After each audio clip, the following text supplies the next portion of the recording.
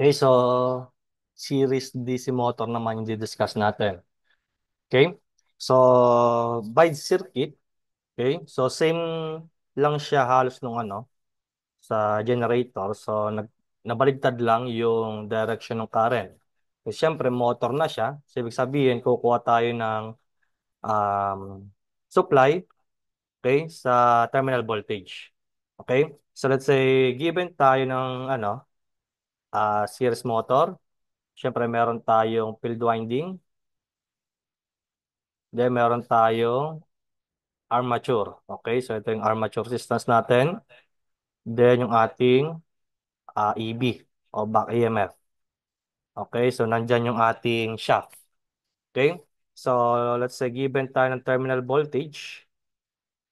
Okay, so yung direction ng current natin. So, dito magsisimula. Okay, so supplyan niya yung ating field tsaka yung ating armature. So, ito yung magiging IL natin. So, ito yung RF o RSE, the series field, then RA, then ito yung ating back EMF, EB, o EB, back EMF o counter EMF. Okay? So, from this, so same concept pa din. So, magkakaroon tayo ng current sa field. So, let's say IF o ISE. And also, sa RA. Okay? So, armature current. So, from this, sasabi natin, na yung ating line current is equals to the field current also equals to the armature current. Okay? So, to calculate naman for the value of back EMF dito sa ating motor, so magiging total natin is yung terminal voltage, di ba? So, from this, so terminal voltage natin is equals to, so summation, kasi nakaparallel siya, so summation ng mga voltage natin dito sa mga resistances and also yung ating back EMF. So, from this, so gawin natin yung current na lang na gagamitin natin dito is yung armature current. Okay, kasi equal lang naman sila lahat. So, we have, so armature current, so multiply by, so yung series combination ni armature resistance and also ni series field resistance. Okay? Then plus yung ating EB. Okay? So, from this, kung meron man tayong given na brush contact dito, so ilalagay natin. Ilalagay ko na dito. So, voltage at brush contact. Okay? So, from this, kung pagkukunin natin yung value of back EMF, so we have the terminal voltage. So, minus IA, RA, plus RSE. Then, minus voltage sa brush contact. Okay? So, kung mapapansin nyo, difference niya sa generator. So, ito, dati, naka-plus. Okay? Kasi yung magiging total natin is yung parang dito sa ating back EMF. Okay? So sa generator, yung generated voltage o yung EG. Okay? So ayan po yung tatandaan din nating equation para sa series motor. Okay? So kung babalikan natin, so yung ating formula din para sa pagkuha ng back EMF. So given yung construction niya, yung mga number of conductors, flux, speed. Okay, so back EMF is simply equals to econ, di ba? Yung ating palatandaan sa ating formula. Okay? Pero dito kasi mapapansin natin na yung ating armature current is equals to the field current. And alam naman natin, ang field current natin is directly proportional sa ating flux. And IF is equals to armature current. Kaya pwede natin sabihin, armature current is directly proportional to flux. Kaya from this, sa series motor, so yung mga back EMF natin, is pwede nating sabihin na equals to, so, IAN. Okay, so in case na hindi sabihin sa problem na constant, okay, so ito po yung magiging basehan natin. Okay, so we have EB is equals to yung constant, IA multiplied by the speed. Okay, so in terms of torque naman, so di ba yung ating formula for torque. Okay, so yung given yung kanyang constant, so we have Tcoy, di ba? So flux multiplied by the armature current. So again, armature current is directly proportional to the flux. So pwede natin sabihin na T o yung torque natin is equals to constant multiplied by the square of armature current. Okay? So ito po yung tatandaan natin para sa series motor. Okay? So ang pinaka-concept dito, in case na wala sinabi na constant yung flux, so laging isipin na yung ating flux is directly proportional sa armature current. Okay? So ayan. So try to example. Okay, so a DC series motor on full load takes 65 amperes from 230 volts DC main. So the total resistance of the motor is 0.25 ohm. If the iron and friction losses together amount to 8% of the input, so calculate the power delivered by the motor shaft. Okay, pag sinabing power delivered by the motor shaft, ito po yung ating output power. Okay, so DC motor, so ilagay natin.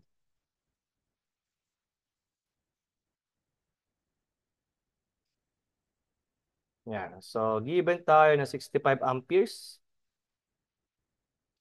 Okay, flowing through the circuit at a terminal voltage of 230 volts. Okay, so the total resistance, so ibig sabihin itong dalawa na yon, si armature tsaka si series field resistance, so amounting to 0.25 ohm. So if the friction and iron losses amount to 8% of the input, talagay ko dito so yung ating iron o yung mechanical losses natin is equals to 8% daw. So 0.08 of the power input. Okay, calculate the power delivered by the motor. So the total voltage drop due to the brush contact is 3 volts. Okay, so meron tayong voltage sa brush contact na 3 volts. Okay, so first, given naman yung ating terminal voltage and yung ating line current, so pwede natin makumpute dito directly is yung power input. Okay, so we have 230 volts. So multiply by 65 amperes. So we have 230 times 65. So 14,950. Okay, watts. Okay, so ito yung power input natin. So next, so kunin naman natin yung magiging copper loss. Okay, so yung brush contact kasama. Okay, so P copper. Okay, so we have A square multiplied by yung total resistance natin. So ilagay ko dito, RA plus RSE. Okay, so ilagay din natin yung sa brush contact. So given sa problem is yung voltage, so anong current dadaloy doon? So armature current pa din naman. Kaya we have IA multiplied by the voltage at brush contact. Okay, ito yung magiging copper loss natin. So we have PCU is equals to IA, so 65 square. So multiplied by RA, so yung total niya is 0.25 ohm. So plus IA, so 65 multiplied by 3 volts. Okay, so yung magiging total copper loss natin will be equal to, so 65 square, so multiply by 0.25.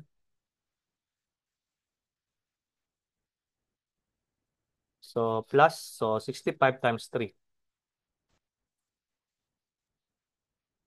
So 1251.25. So 1251.25 watts. Okay, so may PCU na ako, then may mechanical na.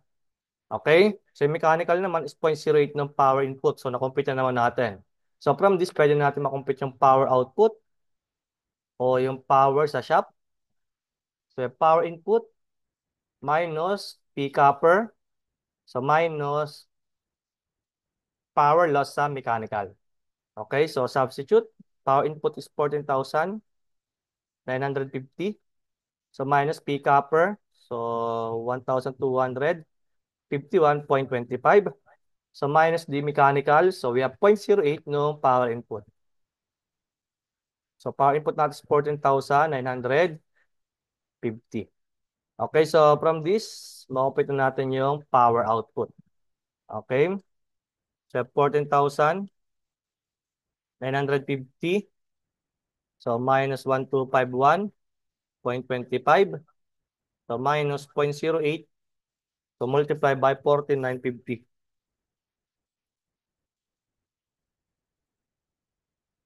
Okay, so we have 12,502.75.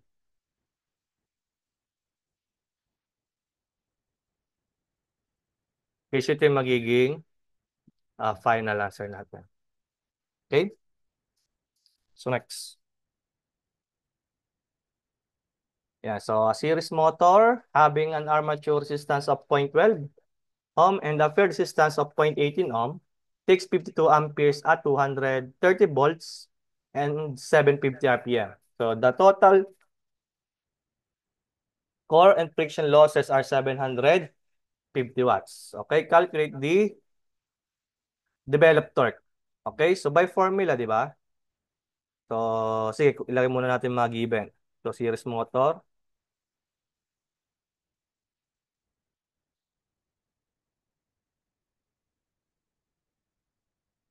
EB. Okay, so armature resistance is 0.12, field resistance is 0.18. So, given naman yung full load current natin na 52 amperes at 230 volts terminal voltage, yung ating speed is 750 RPM. Okay? So, calculate the torque developed. Okay, so letter A. So, torque develop yung pinapakuha sa atin. So, by formula, so power develop is equals to 2 pi and multiply by the torque develop all over the 60. Okay? So, from this, kailangan ko muna makompute yung power develop. Okay?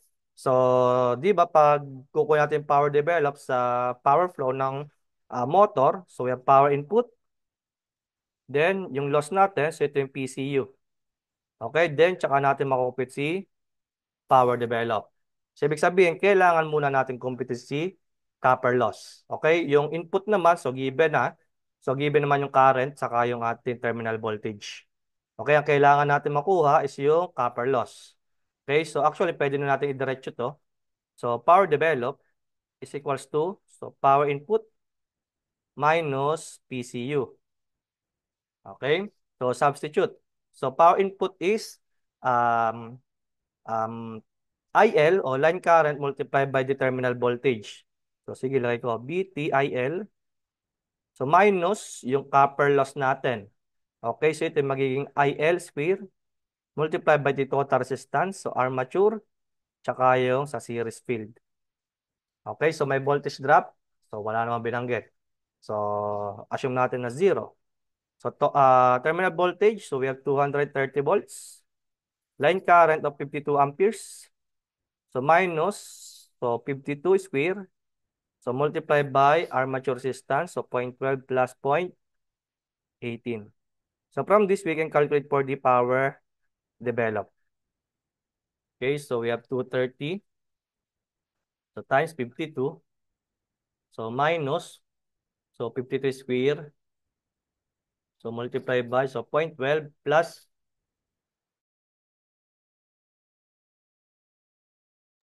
we have 0.18. Ayan. So, maging power develop natin sa 11,148.8 watts. Ayan. So, from this, pwede natin makompute yung magiging value of torque developed. Okay, so by formula, so torque developed natin is simply equal to, so power input, sorry, power developed pala. So we have 11,148.8. So multiply by 60. Okay, so all over, so 2 pi multiply by the speed. So given naman yung speed na 750 RPM. So from this, we can calculate for the total, yung ating torque develop.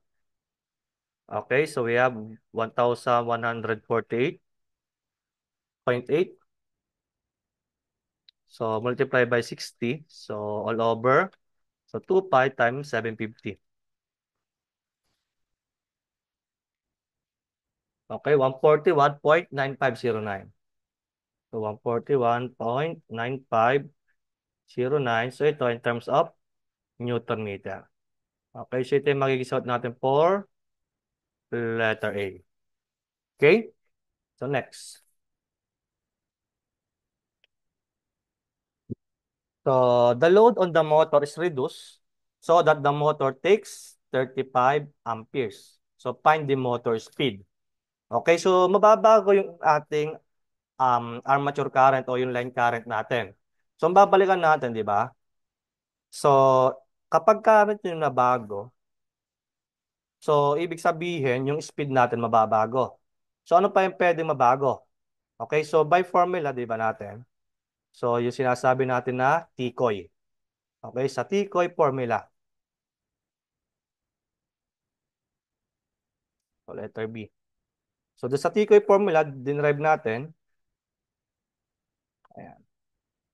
So alam natin, flux is directly proportional sa armature current. So kaya sinabi natin, KIA square. Okay? So ibig sabihin, kapag nabago pala yung ating armature current, okay?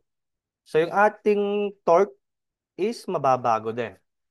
Okay? Kung mapapasin nga natin, is torque is directly proportional to the square of current o to the square of armature current.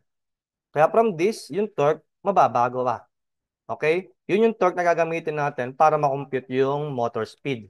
Okay? So, assume ko to T1 over T2 is equals to, so K, so IA1 square all over K IA2 square. Okay? So, magkakaroon tayo ng comparison kasi nabago yung ating motor load current. Okay? So, K is cancel. So, anong T1 natin? So, yung torque developed nung una. So, we have 141.9509. Okay? So, all over T2. Okay? Ito yung kailangan natin makompute. So, IA1, so initially, so 52 amperes. So, 52 square all over IA2. So, 35. Ayan. So, from this, we can calculate for the value of torque developed. Okay? Kapag yung ating current is 35 amperes na lang. Okay? So, we have, so 141.9509. So, multiply by 35 square all over, so 52 square. Okay, so we have 64.3084. So 64.3084.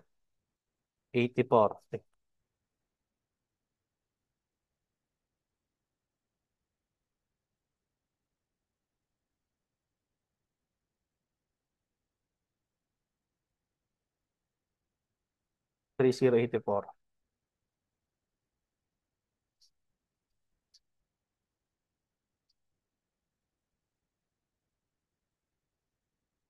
Okay? So yan yung ating magiging torque. So from this, nabago na yung torque natin. So for sure yung magiging power develop, mababago din. Okay? Kasi nabago yung current. So by formula ito, same pa din ng una. So yung magiging power develop natin is, so BT. So, same voltage pa din naman. So, yung current natin dito na bago, which is naging 35. Okay? So, minus, so 35 square, multiply yung ating resistance. So, we have 0.12 plus 0.18. So, yung ating power develop will be equal to SEP 230. So, multiply by 35. So, minus, so 35 square. So, multiply by, so 0.12 plus 0.18. So, 7682.5. 7682.5 watts. Okay? So, ayan, kompleto na. May torque develop na tayo. then may power developed na. So from this, we can calculate na for the speed. So by the formula, so yung unang formula natin ng power developed, so yung mag-speed natin will be equal to, so yung power developed natin, so 7682.5, so multiply by 60. So diniretso ko na ha. Okay? So all over yung ating 2 pi multiply by the torque developed. So naging 64 na lang. 64.3084. Ayan. So from this, we can calculate na for the speed. Okay, so times 60 all over 2 pi. So multiply by 64.3084. Okay, so 1140.7914. So 1140.7914. Okay, in terms of RPM. So ito yung magiging sagot natin. Okay, so next. So kulat tayo. Nagdag tayo ng slide.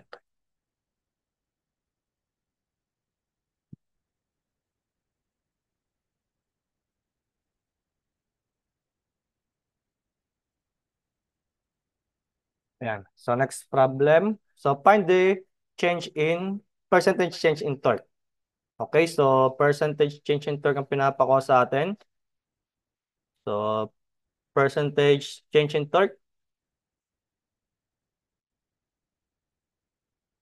So ito yung magiging T new minus T old all over T old. Okay, so times 100%. So substitute. So yung bagong ano natin. So we have ano yung naging torque natin. So 64.3084. 64.3084. So minus ano yung old? 141.9509. So 141.9509. So divided by T old. So 141.9509. So times 100%. Okay, so dito magne-negative. So absolute value siya. So ang ibig sabihin ng kung nag-negative, so ibig sabihin bumaba yung torque natin. Okay? So ayan. Pero positive lagi dapat yung percent change natin. Okay, so we have 64.3084. So minus 141.9509. So divided by, so 141.9509. So times 100%. So we have 54.6967. Okay? So positive na siya. 54.6967%. Okay? So ito yung magiging sagot natin. Okay? Then yung last na pinapahanap sa atin. So calculate the efficiency of the motor when delivering 3/4 of the rated torque. Okay? Kinukuha yung 3/4 ng rated torque. So rated torque natin, itong full load. Okay? So magkakaroon ulit ako ng comparison. Okay? So by formula, so T equals to K multiplied by I square. Okay? So mababago yung aking torque. So for sure, yung armature current natin mababago. Okay? So we have T1 over T2 equals to K. So IA1 square all over K IA2 square. So magiging 3/4 na lang daw. So T1 all over. So T2 natin is 3/4 ng T1. Okay? So we have 3/4 ng T1 equals to IA1. Ano yung IA1 natin? IA1, so given na 52. So 52 square all over, so IA2. Okay? So itong IA2, yan ang gagamitin natin sa pagkuha mamaya ng mga losses. Okay? Pati ng input power. Kaya from this, IA2 is equals to, so 52 square, so square root. Mangyayari, square root of 52 square, so multiply by 3/4 or 0.75. Okay, so we have 45.0333. 0333 amperes. Okay, so ito yung magiging value yung current natin. Okay? So, pinapakas the efficiency. So, kunin muna natin power input. Actually, pwede nga diretso na 'to eh. Okay, so say diretso na natin. So, mag-efficiency natin. So, we have power output. So, all over power input. Power input. Ayan. So, times 100%. Okay? So, yung power output naman natin is, so power input, so minus yung total power loss. Okay? All over power input. Ayan. So, substitute na lang natin. So, power input, so yung current natin, so 45.0333. Sige, like ko natin dito. So, ito yung BTIL o IA. So, yung mga losses natin. So, IA square, RA plus RSE. It is para sa copper. Then, mechanical loss. Okay? Kung merong brush contact, so ilagay din natin. So, minus power loss sa brush contact. Okay? All over. So, power input. So, BTIA lang yan. Okay? So, multiply by 230 volts. So, minus. So, IA. So, ito pa din. So, 45.0333 square. So, multiply by RA, RSE. So, we have 0.12 tsaka 0.18. Okay? So, minus yung mechanical loss.